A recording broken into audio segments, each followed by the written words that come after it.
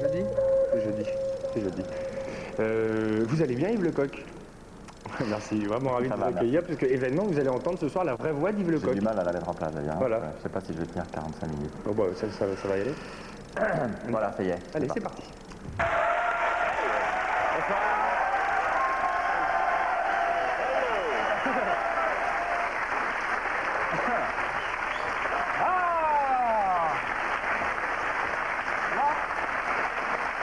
Bonsoir. Quel triomphe. Ah bon, c'est pour moi? C'est que pour vous. Merci. Parce que, en même temps, bon, les jours fériés ont ceci d'exceptionnel qu'ils ne sont pas fériés pour tout le monde. Là, on parle pour vous quand même, parce qu'aujourd'hui, 1er novembre, vous allez faire double usage. Yves Lecoq, dans un deuxième temps, on vous retrouvera du côté du cabanon des Guignols. Vous allez nous fournir une nouvelle livraison de la bande d'Agacio. Ce sera vers 8h-5. Et en attendant, notre invité du soir va répondre à nos questions. C'est à l'occasion de son nouveau spectacle qui démarre le 4 novembre à Bobino jusqu'au 26 novembre, peut-être plus même. Merci donc d'accueillir Yves Lecoq. Oui. Vous allez bien, Yves? Oh, très bien, oui. Bon, impec. La voix est là,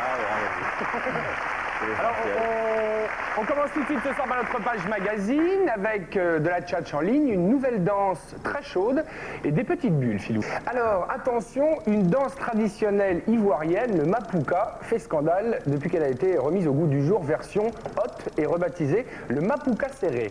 Alors, à Paris, les cassettes de Mapuka serré se vendent comme des petits pains avec la mention interdit aux moins de 18 ans. Vous constatez qu'il s'agit pour les danseuses de faire bouger, ou plus exactement, de faire vibrer en rythme leurs fessiers. C'est assez impressionnant.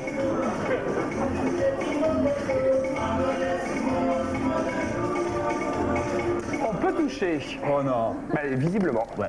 Le Mapuka serré, est-ce que ça vient faire un nouvel adepte? C'est-à-dire que c'est encore une imitation à créer, là. Ça y est. Il va falloir que je m'exerce un peu avant. Alors, Yves Lecoq, même si tout le monde vous le demande dans les couloirs, rassurez-vous, nous, on ne va pas vous demander d'imitation, c'est sûr. Hein. Ah putain. Qu'est-ce que je fous là, alors? Alors, on va plutôt parler de vous. Votre vrai nom, c'est Yves Lecoquier Dubois de la Vigerie. Votre premier métier...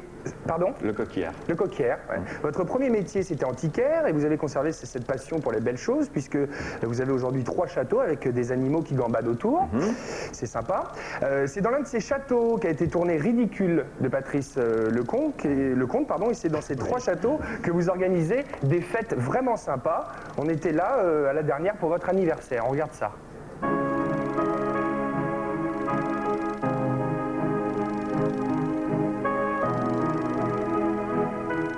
Vous aviez la barbe à l'époque. On a bien rigolé, là. On a bien rigolé. Qu'une, hein. Ouais, c'est ça. J'ai plus envie d'en faire d'autres après. Yves Lecoq, vous êtes aujourd'hui une personnalité tellement reconnue et populaire, quelqu'un dont on parle tellement que forcément au cours de cette interview, on va vous poser des questions que vous avez déjà entendues, que vous avez prévu d'entendre. Donc on vous a demandé de... Il vous en prie. Il vous en prie. On vous a demandé, je vais vous demander tout de suite de me remettre l'enveloppe qu'on vous a demandé de préparer, qui contient les 3 questions que vous êtes sûr qu'à un moment ou à un autre on va vous poser. Donc voilà, hein, je la mets de côté, on verra ça à la fin de l'émission. Vous êtes à 3 jours de votre spectacle. Lecoq fait le Guignol. C'est à Bobino, salle mythique. Dans quel état vous êtes là, alors qu'il est? Un peu énervé, mais c'est normal, ça stimule en même temps, mais c'est logique. Il faut bien avoir vraiment mourir de trouille pour avoir envie de renaître sur scène, quoi. Ça fait combien de temps que vous n'étiez pas monté sur scène? 7 ans, c'était au Casino de Paris. Ouais. Il y avait les Guignols avec moi, donc là je suis tout seul, c'est encore plus éprouvant.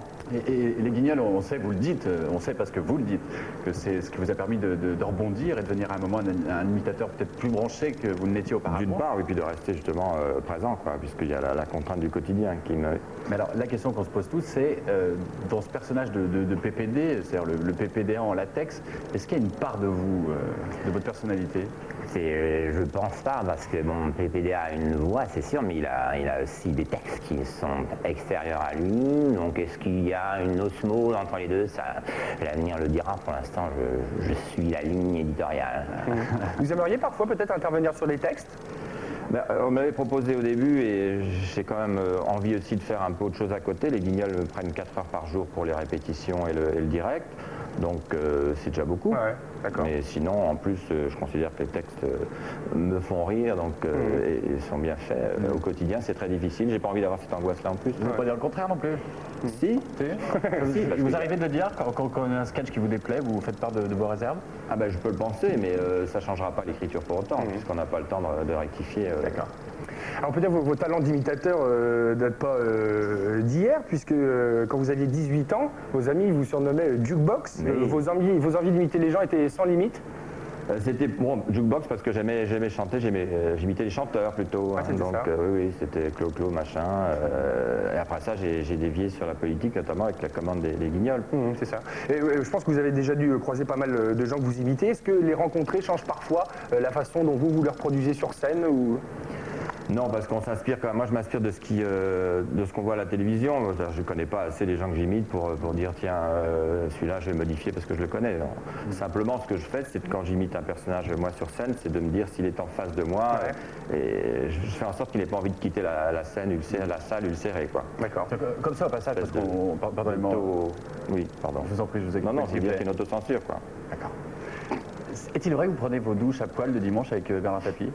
Mais Tapi, quand il a dit ça, a précisé que c'était son heure de mensonge, enfin sa minute de mensonge. Ah bon, d'accord, Oui, ça vous va n'avez déjà. pas entendu la suite. En tout cas, avant de parler plus amplement de votre spectacle, on s'est penché sur votre cas, un cas épique. Et ça donne ce sujet de Véronique Jacquinet qui vous a suivi.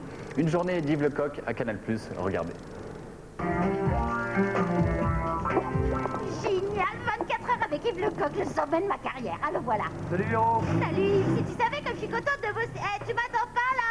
Bon, tous les matins, Yves prend le même ascenseur. Oh là là, coupé, on la refait. Tous les matins, Yves prend le même ascenseur. Oh merde, oui. Alors tous les matins, bon, je t'attends en haut, hein. Ah, c'est pas facile, la vie d'imitateur. Bon, qu'est-ce qu'il fout là? Ah, quand même. Excuse-moi, j'ai un peu traîné Mais c'est pas grave. Alors, à Canal, Yves, c'est notre chouchou. Toujours le petit mot pour rire. Bonjour Yves. Et tu peux me faire Jean Gabin? T'as beau, tu sais. Oh là là, t'as vu, il est trop top, hein. Alors là, normalement, on aurait dû faire la réu avec les auteurs, mais vu que c'était pas possible et qu'il est hyper dispo avec ses employés, cette année, notre boss, c'est un des plus anciens, d'ailleurs, de employés, je veux dire, Yves... Ça fait effectivement 11 ans qu'il vient tous les jours pour faire l'essentiel des voix des Guignols. Ah, l'heure du manger pour Yves qui en profite pour manger, bien sûr, mais aussi se détendre. Allez, demande, chérie. Tu peux me faire Georges Marchais? C'est génial, j'adore ce que tu fais. Ah, c'est génial, j'adore ce que tu fais. Bonjour. Alors, vous venez très tôt dans votre bureau, Yves, mais qu'est-ce que vous y faites toute la journée? C'est-à-dire que toute la journée, on répète et on prépare des voix. Moi, je fais 140 voix au total. Il y en a 220, on peut pas tout faire. Ah bah, dis donc. Donc c'est vrai que parfois, on reçoit certaines personnes qui nous proposent de nouvelles voix, comme ce d'accord. monsieur. Bonjour, vous savez faire la voix de Philippe Gildas. C'est pas vrai. Allez-y. Bienvenue à un autre journal, Salé Bonaldi, formidable. Hein. Ah, c'était super. Ça va pas être possible au niveau du timbre. Ah bah oui, le timbre, ça fait tout le timbre. Hein, Pas formidable, hein. Enfin, je veux pas savoir comment il se débrouille, mais au moment de bosser, alors là, vraiment, il bosse. Hein. Écoutez, Lionel, en tant que président de la République, un crac-crac. Oh, écoutez, Jacques... Arrête, maman. Un chat au bonsoir. Ça y est, là, non, c'est fini. Ça y est, c'est terminé, on est en week-end, désolé. Hein ouais, même si je compte ce qui touche pour 5 minutes par jour, 5 fois par semaine, multiplié par 11 ans, donc plus les actions, il y a aussi les participations, j'oublie, ça fait 10 000. Eh ben, mon cochon, en plus, lui, il a fini sa journée. Salut Philippe. Ça va bien? Ça va et toi? Tu me ferais, Alex de Vaz, tu me ferais? Oui. Tout de suite, le zapping Patrick Monet.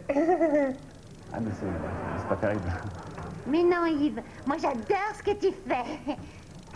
Bravo! Merci à Bruno Pinet. Petite surprise pour vous, hein. Chacun son métier. Merci à Bruno Pinet pour ce sujet.